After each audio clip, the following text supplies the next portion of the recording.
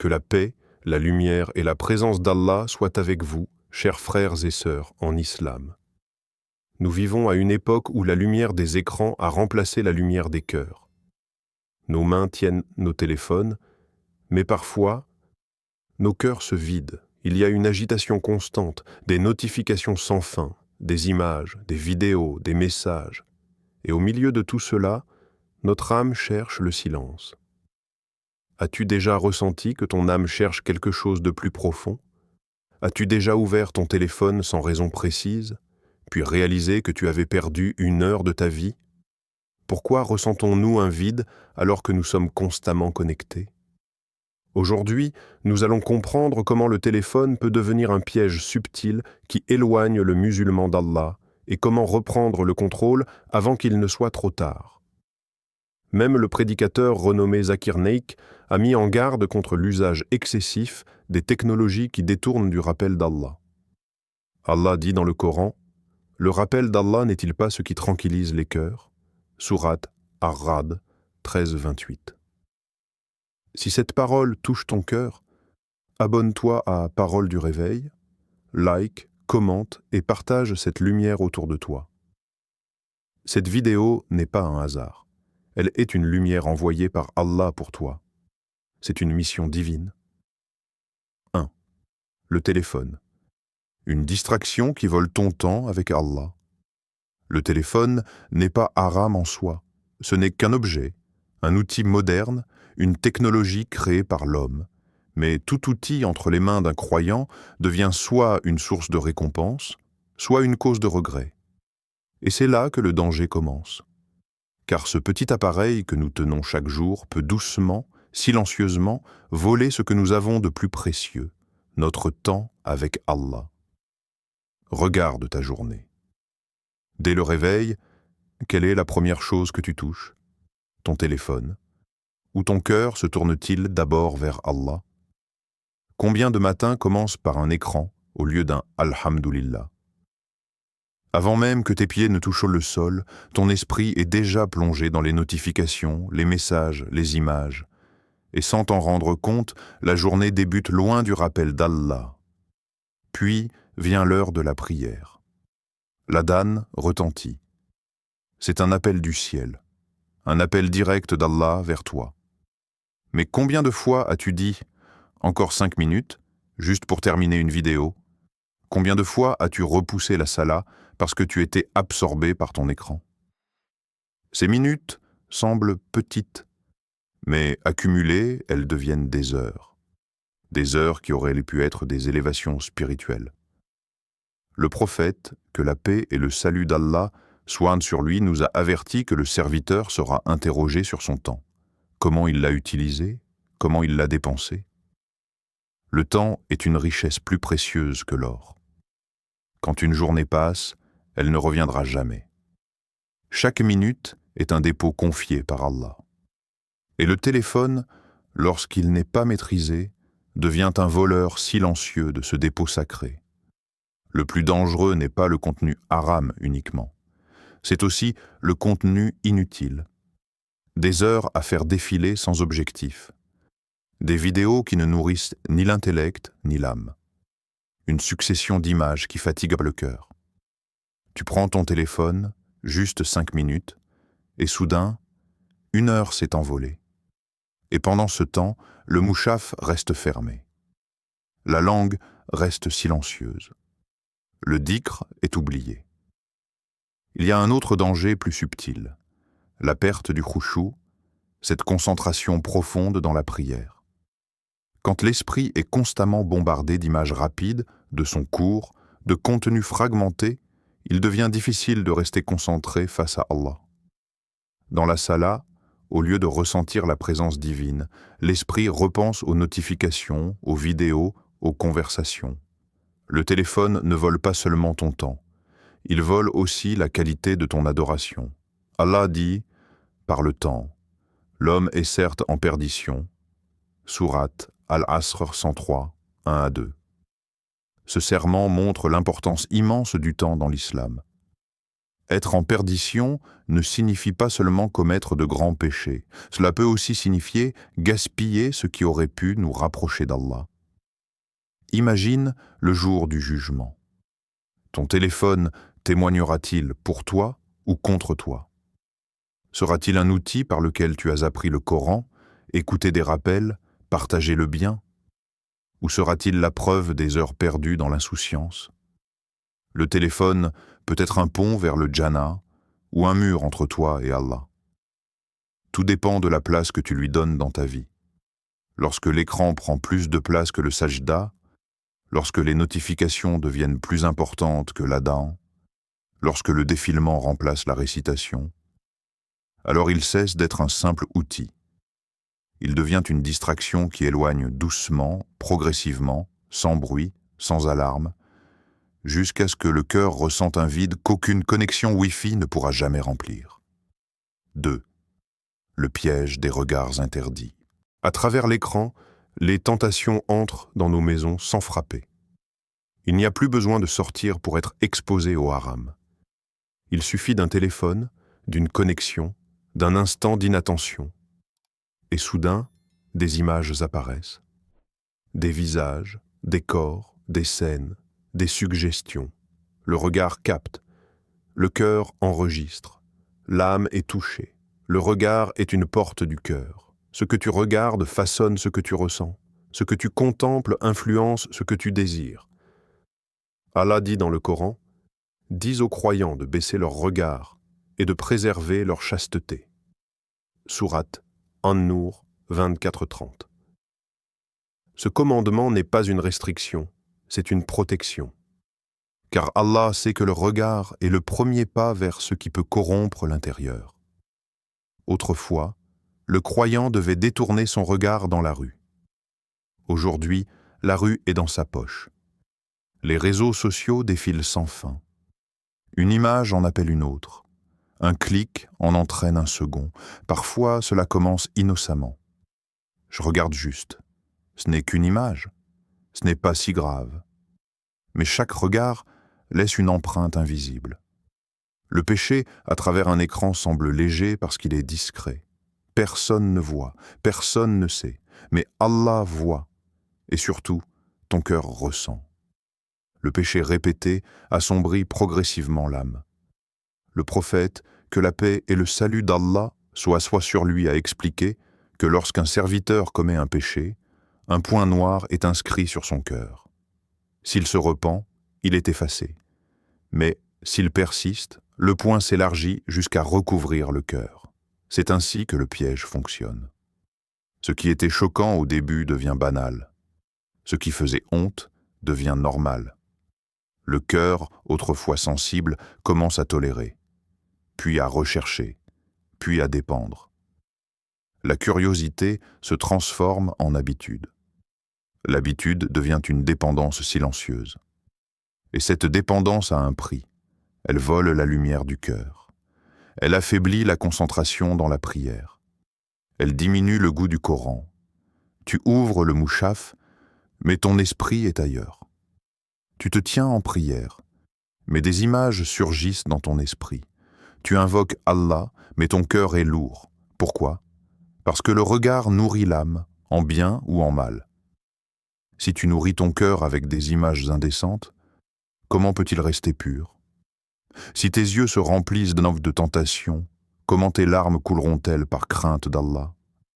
Le téléphone facilite l'accès, accélère l'exposition, multiplie les tentations. En quelques secondes, on peut voir ce qui était autrefois difficile à atteindre.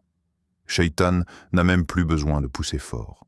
Il suffit d'une notification, d'une suggestion, d'un algorithme qui connaît tes faiblesses. Mais le plus dangereux est l'illusion de contrôle. On pense pouvoir arrêter quand on veut. On pense que ce n'est qu'un divertissement.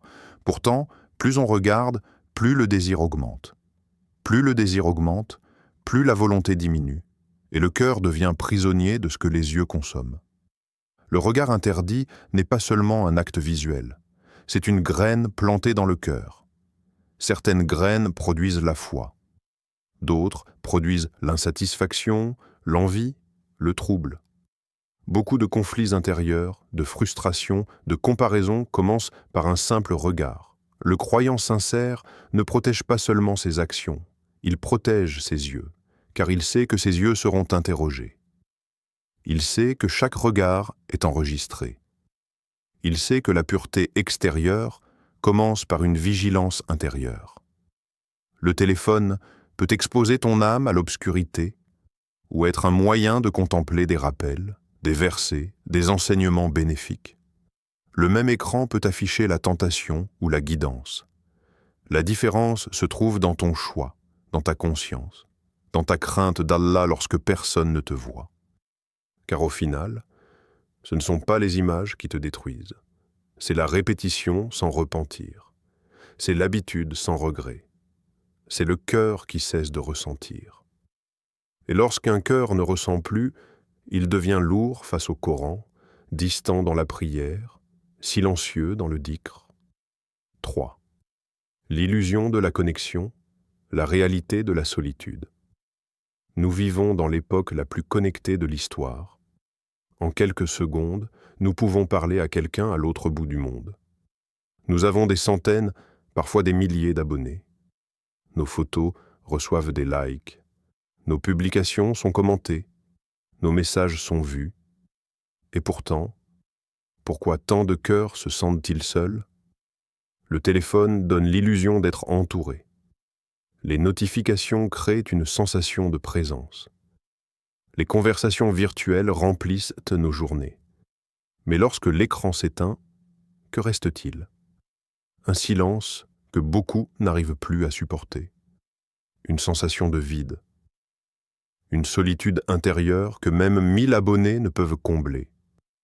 Nous partageons des histoires chaque jour. Nous montrons nos repas, nos sorties, nos pensées, nos réussites. Mais partageons-nous nos larmes avec Allah dans la prière nocturne? Lorsque la nuit tombe et que le monde se calme, vers qui se tourne notre cœur? Vers l'écran lumineux ou vers le Créateur des cieux et de la terre? Le prophète, que la paix et le salut d'Allah soient sur lui, aimait les moments de solitude. Avant même la révélation, il se retirait dans la grotte de Hira pour méditer, réfléchir, chercher la vérité. Il comprenait que le silence nourrit l'âme, que l'isolement choisi rapproche d'Allah. Aujourd'hui, nous fuyons le silence. Dès qu'un moment vide apparaît, nous attrapons notre téléphone, comme si nous avions peur de nous retrouver seuls avec nos pensées. Mais pourquoi avons-nous peur du silence? Parce que dans le silence, nous entendons notre conscience. Nous ressentons nos manquements. Nous prenons conscience de notre distance avec Allah. Le bruit constant du numérique devient alors une fuite, une distraction qui empêche l'introspection. Trop de bruit numérique étouffe la voix du rappel. Les vidéos courtes fragmentent notre attention. Les notifications interrompent notre concentration. Notre esprit s'habitue à la stimulation permanente. Et lorsque vient le moment de prier, de lire le Coran, de méditer, il devient difficile de rester immobile. Le cœur réclame la même stimulation rapide que l'écran. Cette agitation constante affaiblit la profondeur spirituelle. La foi a besoin de calme. La foi grandit dans la réflexion, dans le dhikr silencieux, dans les larmes versées à l'abri des regards. Mais si chaque instant libre est rempli par un défilement automatique, quand l'âme peut-elle respirer? Il y a une différence entre être seul et se sentir seul.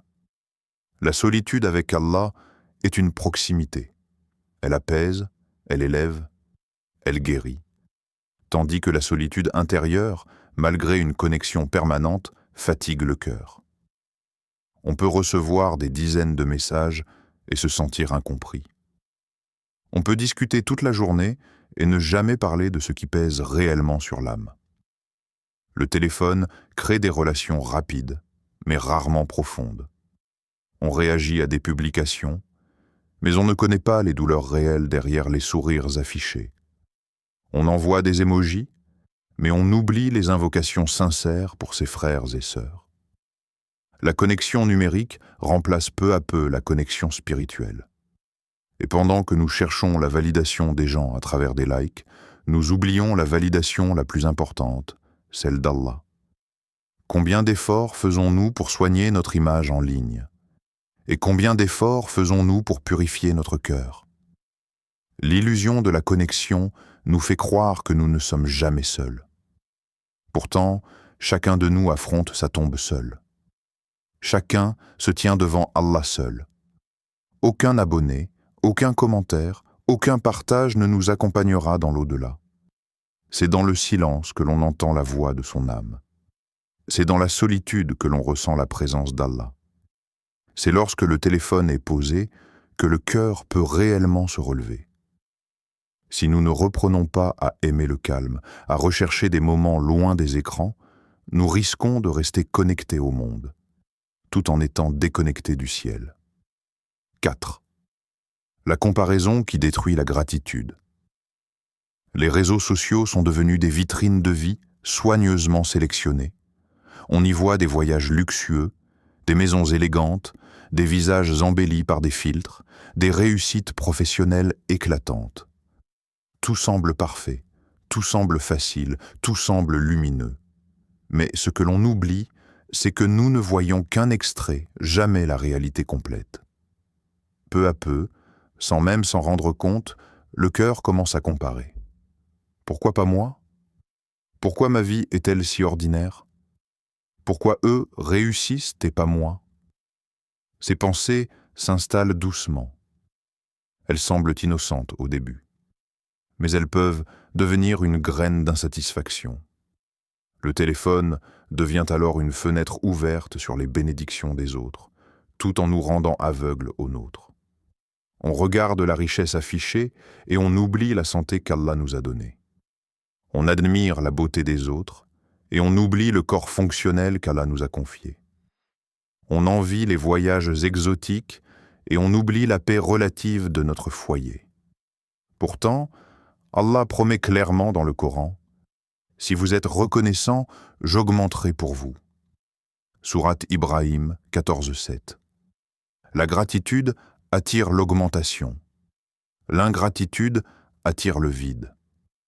Lorsque le cœur cesse de remercier, il commence à manquer. Non pas parce qu'Allah retire ses bienfaits, mais parce que l'âme ne les voit plus. La comparaison constante est un poison silencieux. Elle détruit la satisfaction intérieure. Elle fait croire que le bonheur est ailleurs. Elle pousse à courir derrière l'image plutôt que derrière la sincérité. On cherche à paraître au lieu d'être. On veut impressionner au lieu de progresser. Le danger est que cette comparaison ne se limite pas aux biens matériels. Elle touche aussi la religion.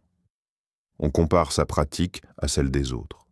On compare sa récitation, sa science, sa popularité. Au lieu de se concentrer sur sa propre relation avec Allah, on mesure sa valeur à travers le regard des gens. Le téléphone amplifie cette tentation. Les algorithmes montrent toujours plus de succès, plus de luxe, plus de perfection apparente. À force de consommer ces images, le cœur oublie que la vie d'ici-bas n'est qu'un passage. On commence à mesurer la réussite selon les critères du monde et non selon les critères d'Allah. La comparaison nourrit aussi l'envie. Et l'envie ronge le cœur, elle enlève la paix, elle crée une compétition malsaine. On ne se réjouit plus des bénédictions des autres. On les voit comme une injustice envers soi-même. Pourtant, chaque personne reçoit une épreuve différente. Ce que tu souhaites chez quelqu'un peut être accompagné de difficultés invisibles. Les réseaux sociaux montrent rarement les nuits d'angoisse, les dettes, les problèmes familiaux, les doutes intérieurs.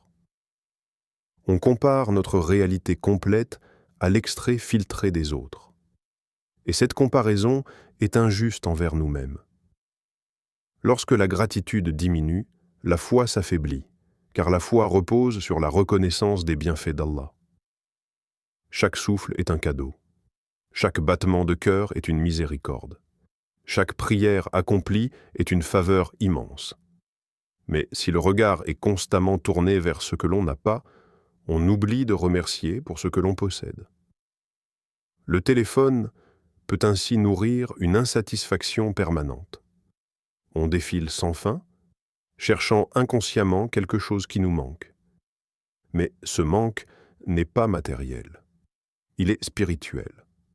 Ce n'est pas plus de richesse qui apaisera le cœur, c'est plus de gratitude. Le croyant sincère apprend à regarder ceux qui ont moins dans les choses de ce monde et ceux qui ont plus dans la religion. Il comprend que la vraie réussite n'est pas dans les likes, ni dans les abonnés, ni dans l'apparence extérieure. Elle est dans un cœur satisfait du décret d'Allah. Si nous ne faisons pas attention, la comparaison constante peut éteindre la lumière de la reconnaissance. Et un cœur sans gratitude devient vulnérable au doute, à la jalousie, à la tristesse. Regarder la vie des autres ne doit jamais nous faire oublier d'améliorer la nôtre. Car le véritable succès n'est pas d'avoir plus que les autres, c'est d'être plus proche d'Allah aujourd'hui qu'hier. 5. Transformer le piège en outil de lumière. Mais tout n'est pas perdu. Ce même téléphone qui t'a distrait peut devenir un moyen immense de récompense. Ce même écran qui a exposé ton cœur à la tentation peut devenir une fenêtre vers la guidance.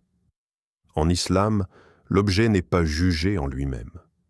C'est l'intention et l'usage qui déterminent sa valeur. Et c'est là que réside l'espoir. Le téléphone peut devenir une sadaqa continue. Imagine, chaque verset que tu lis à travers une application du Coran compte. Chaque rappel que tu écoutes renforce ta foi.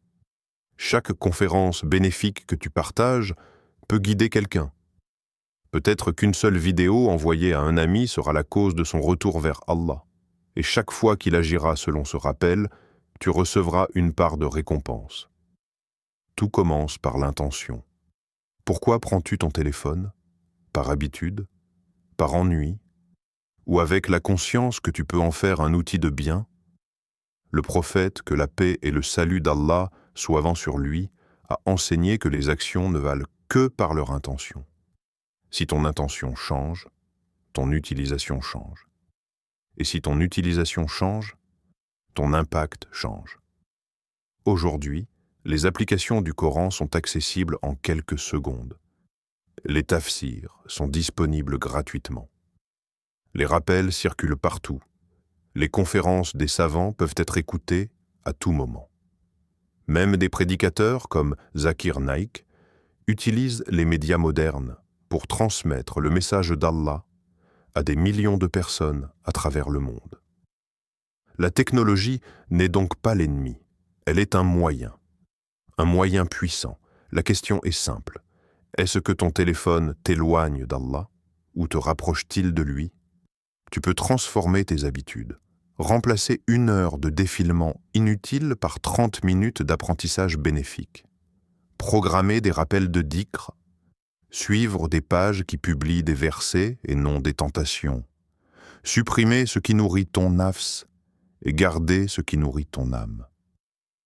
Même ton fil d'actualité peut devenir un jardin de rappels si tu choisis soigneusement ce que tu consommes.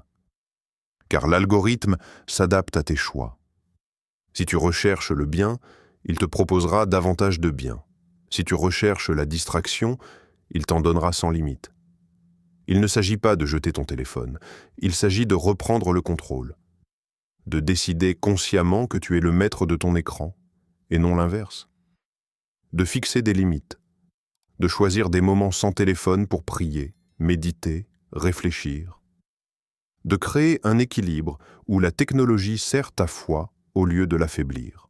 Imagine ton téléphone devenir un témoin en ta faveur le jour du jugement. Un appareil qui portera la trace de tes lectures du Coran, de tes invocations enregistrées, de tes rappels partagés. Chaque clic peut devenir une récompense. Chaque partage peut devenir une lumière dans ta tombe. La lumière ne vient pas de l'écran, elle vient de l'usage que tu en fais. L'obscurité non plus ne vient pas de l'appareil, mais de l'absence de conscience dans son utilisation. Décide aujourd'hui que ton écran ne sera plus une cause de regret. Décide que chaque fois que tu le déverrouillais, tu te rappelleras qu'Allah te voit. Décide qu'avant d'ouvrir une application, tu te demanderas « Cela va-t-il me rapprocher d'Allah ou m'en éloigner ?» Le téléphone peut être un piège, mais il peut aussi être un pont vers le bien. Entre tes mains se trouve le choix. Entre tes mains se trouve la direction. Entre tes mains se trouve une opportunité immense. Fais en sorte que ton écran devienne une source de lumière et non d'obscurité. Chers frères et sœurs, le téléphone n'est pas seulement un objet dans votre main. Il peut être une porte vers la guidance ou une porte vers la distraction. Aujourd'hui, nous avons compris que le véritable danger n'est pas la technologie, mais l'oubli d'Allah. Le temps perdu ne reviendra pas. Les regards interdits laissent des traces. Les comparaisons détruisent la gratitude. Et le bruit constant étouffe la spiritualité. Mais la bonne nouvelle est que chaque instant est une nouvelle opportunité. Tu peux décider dès maintenant de poser ton téléphone pour accomplir une prière. Tu peux remplacer une vidéo inutile par un verset du Coran.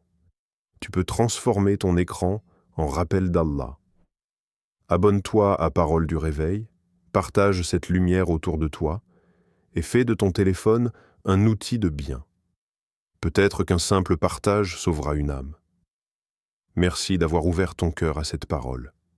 Que la paix d'Allah t'accompagne dans chaque pas que tu fais, dans chaque clic que tu fais, dans chaque décision que tu prends. Allah dit « Et quiconque craint Allah, il lui donnera une issue favorable et lui accordera sa subsistance par des moyens sur lesquels il ne comptait pas. » Sourate At-Talaq 65, 2-3. Qu'Allah purifie nos cœurs, protège nos regards, bénisse notre temps et fasse de nos téléphones des outils de lumière et non d'égarement. Amin.